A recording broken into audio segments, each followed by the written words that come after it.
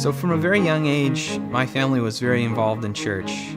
We would always be attending youth group, summer camps, and Sundays were always a big event for us. My dad was a seminarian in college, so we have tons of books around the house. And I would always go and explore the library, and I found a book called The Eucharist. And I brought it to him. I asked him, what is this book about? What is the Eucharist? And he sat me down and we talked about the different conceptions of what communion is in Christianity to different Christian traditions. And it just kind of blew my mind that there's different ways of thinking about this, and that somewhere down the road there was a split on what people thought. So we got to the Catholic claim about what communion is.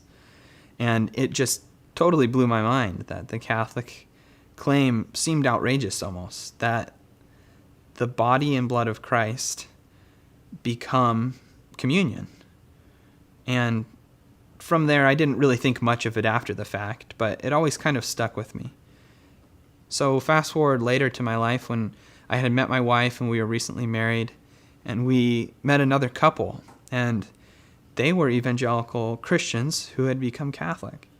And that really intrigued me. Why would someone do that? Why would someone become Catholic? And so I asked them a few questions here and there, and they ultimately ended up giving me some books to read. And so I read them, and they were interesting.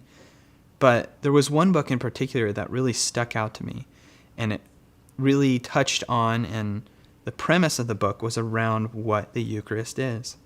And so all those memories came back of what my father had said about what the Catholics claim. So from there I went on a journey of finding what the Eucharist is. And I found the Catholic claim to be biblically sound and to be rooted in tradition. And so it was the Eucharist that brought me to the Catholic Church.